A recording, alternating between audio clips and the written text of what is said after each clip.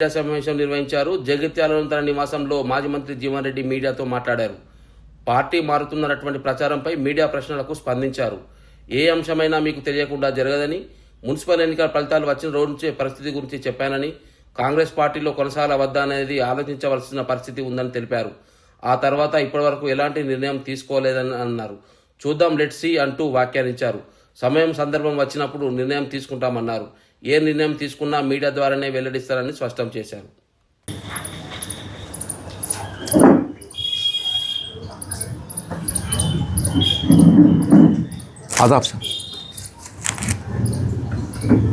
సంవత్సరాలు గడిచిందే. ఇప్పుడు already out of the 4 years 2 సంవత్సరాలు గడిచిపోయి left with only 3 years and 3 budget. Left with only 3 years and 3 budget. వీళ్ళు 24 బడ్జెట్ అయిపోయింది, 25 బడ్జెట్ అయిపోయింది, వీళ్ళు 26వ బడ్జెట్ మార్చిలో రాష్ట్ర శాసనసభలో ప్రవేశపెట్టబోతుంది. 26, 27, 28 ఇంకా 3 బడ్జెట్లు మాత్రమే ఉన్నాయి. ఇది ఒక సమ్మర్, ఇది గడిస్తే మిగిలిన 2 సమ్మర్లే. ఈ వేసవి గడిస్తే మళ్ళీ మనకి ఈ శాసనసభ ఎన్నిక 29లో వస్తుందని చెప్పని భావించినా కానీ మనకి 2 వేసవిలు మాత్రమే ఉంటాయి. అని వీళ్ళ మొత్తం రాష్ట్రానికి ఆయువు పట్టు వీళ్ళు ప్రాణహిత గోదావరి నది జలాలని చెప్పంటున్నాం. మొత్తం రాష్ట్రానికి ఆయువు పట్టు ఈ ప్రాణహిత గోదావరి నది జలాలని చెప్పంటున్నాం. మీ సాగునీరు కానీ, త్రాగునీరు కానీ, పారిశ్రామిక అవసరాలు కానీ, ఏదైనా కానీ చెప్పంటున్నాను. ఇప్పుడు అదృష్టం ఏంటంటే ఈ 2 సంవత్సరాలు మన ప్రకృతి సహకరించిందే. ఈ 2 సంవత్సరాలు మన ప్రకృతి సహకరించింది. మనకి ఏ విధమైన నీటి ఎద్దడి సమస్య ఉత్పన్నం కాలేదు. ఎస్ఆర్ఎస్పి ఎగువన ఏదైతుందో మనకు సమృద్ధిగా నీరి అంటే జలాలు పొందగలిగినాం కాబట్టి ఏదైతుందో అది ఎల్లంపల్లితో మనం ఒడ్డెక్కించుకున్నాం, కాళేశ్వరం నిలిచిపోయినా కానీ. కానీ భవిష్యత్తు ఇట్లాగే ఉంటుంది ఎప్పటికీ అని చెప్పని ఊహించలేము. భవిష్యత్తు ఎప్పటికి ఇట్లా ఉంటుందని చెప్పి ఊహించలేమని చెప్పంటున్నాను. రేపు ప్రకృతి వైపరీత్యాలు, ప్రకృతి సహకరించకున్నట్టయితే, అడ్వర్స్ సీజనల్ కండిషన్స్ ఏర్పడ్డట్టయితే మొత్తం యావత్ తెలంగాణ ప్రాంతం, ఉత్తర తెలంగాణగా యావత్ తెలంగాణ ప్రాంతం కూడా సాగునీరు, త్రాగునీరు కూడా ఇబ్బందులు ఎదుర్కొనేట ఒక పరిస్థితి ఏర్పడబోతుందని చెప్పంటున్నాను. ఇది కాంగ్రెస్ పార్టీకి ఏదైతుందో ప్రధానమైనటువంటి ఒక అంశం. ఇది కాంగ్రెస్ పార్టీకి అంటే ఎన్నికల ప్రణాళిక అని చెప్పని కాదు. సరే, ఎన్నికల ప్రణాళికలో చాలా అంశాలు చేర్చుకుందాం కానీ but this is not like that. మొత్తం రాష్ట్ర భవిష్యత్తుకు సంబంధించిన అంశం కాబట్టి ఏదైతుందో నేను గౌరవ ముఖ్యమంత్రి గారికి ఒకటి వీళ్ళ కాళేశ్వరం ప్రాజెక్టు అంతర్భాగమైనటువంటి ఒక మేడిగడ్డ పునరుద్ధరణ. ఇప్పుడు అది అడ్మినిస్ట్రేటివ్ డిఫెక్టా, నిర్మాణదారుల వైఫల్యమా, లేక నిర్వహణ లోపమా, కారణం ఏదైనా కానీ it is built with the Exchequer of the state government. It is built with the Exchequer of the government. ఇలా కాళేశ్వరం మేడిగడ్డ ప్రాజెక్ట్ బ్యారేజ్ ఏదైతుందో పునరుద్ధరణ చేసుకోవాల్సినటువంటి ఒక బాధ్యత మనపై ఉన్నది. దాని వినియోగులు తెచ్చుకోవాలి. ముఖ్యమంత్రి గారు కూడా పేర్కొన్నారు.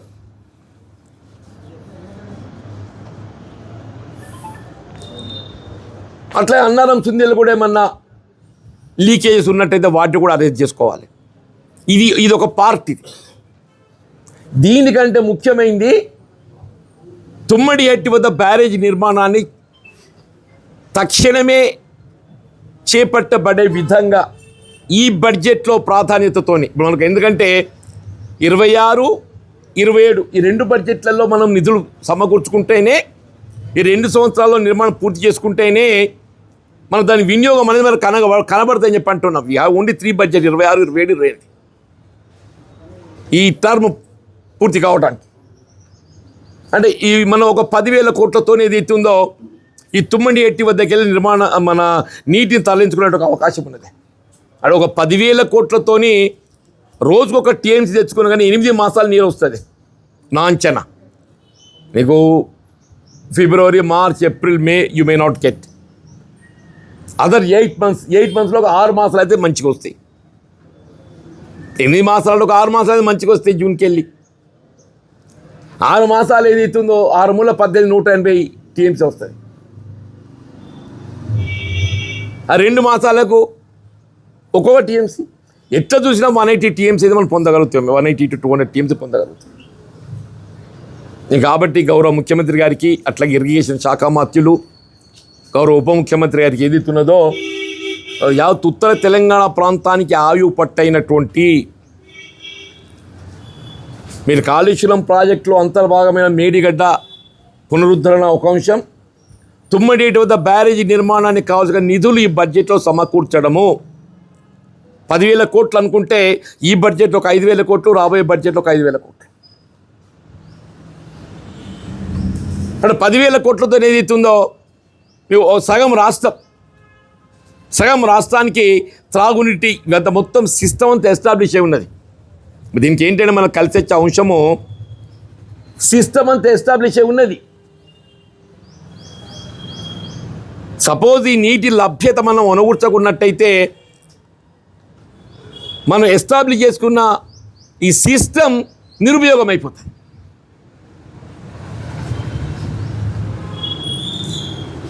కాబట్టి రాష్ట్ర ప్రభుత్వం గౌరవ ముఖ్యమంత్రి గారు ఇవాళ ఈ కాళేశ్వరం అంతర్భాగమైనటువంటి మేడిగడ్డ పునరుద్ధరణ దాన్ని ఏ విధంగా వినియోగులు తీసుకురావటము అట్లా ఏదైతున్నదో ఈ తుమ్మడి వద్ద బ్యారేజీ నిర్మాణంతో అది 148 మీటర్ అయినప్పటికీ కూడా మనం ఏ మేరకు నీటిని పొందగలుగుతామో మనకు అష్యూర్డ్ వాటర్ ఒకటి, అష్యూర్డ్ వాటర్ ఎప్పటికీ అదనంగా వస్తుంది. అష్యూర్డ్ వాటర్ కంటే అదనంగా వస్తుంది.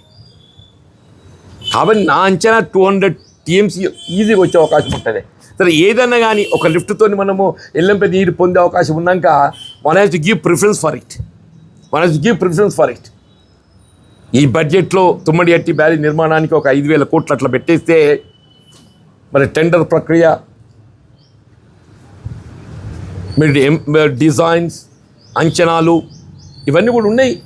అవన్నీ కూడా సత్వరం చేపట్టబడగలిగినట్టయితే మరి ఈ సమ్మర్లో ఫౌండేషన్ తీయగలుగుతామా లేక గో ఫర్ ఫర్దరా ఏదో అనుకునేది 2 ఉంటాయి సమ్మర్ 27-28. కాబట్టి ఈ బడ్జెట్లో ప్రాధాన్యత ఇచ్చి ఈ తుమ్మడి హట్టి బ్యారేజ్ నిర్మాణానికి కావాల్సిన నిధులు సమకూర్చి ఇలా ఉత్తర తెలంగాణ ప్రాంతంతో పాటుగా తెలంగాణ రాష్ట్రం రాజధాని హైదరాబాద్ నగరం దాహార్తి, సాగునీటి సమస్య, పారిశ్రామిక అవసరాలు, మూసి ప్రక్షాళన అన్నింటికి ఇదే ఆయువు పట్టు. దీన్ని ప్రాధాన్యత నిధులు కేటాయింపు చేయాలని చెప్పని నేను గౌరవ ముఖ్యమంత్రి గారికి విజ్ఞప్తి చేస్తాను. ఎందుకంటే నాకు తుమ్మడి హట్టి ఈజ్ మై నాకు మొదటికి వెళ్ళి కూడా ఈ అంశం మీద for the last 10 years you might be observing every time Tummidi యొక్క ప్రాధాన్యత నేను ఎప్పుడు ప్రభుత్వ దృష్టి ఆనాడు బీఆర్ఎస్ ప్రభుత్వ దృష్టికే కానీ నేను శాస్త్ర మండలిలో ఈవెన్ కాంగ్రెస్ ప్రభుత్వం ఏర్పడ్డ తర్వాత కూడా కాంగ్రెస్ పార్టీ ప్రభుత్వం ఏర్పడ్డ తర్వాత కూడా నేను ఈ అంశాన్ని ప్రభుత్వ దృష్టికి తీసుకుపడుతుంది. దీనిపై ప్రత్యేకమైన దృష్టి కేంద్రీకరించి బడ్జెట్లో నిధులు ప్రాధాన్యతతో సమకూర్చాలని చెప్పని విజ్ఞప్తి చేస్తాను. దీనికి పార్టీ మార్పుడికి ఏమైనా సంబంధమా? ఇప్పుడు ఒక్కటి బాబు, ఏ అంశమైనా కానీ మీకు తెలియకుంటే ఇది జరగదు.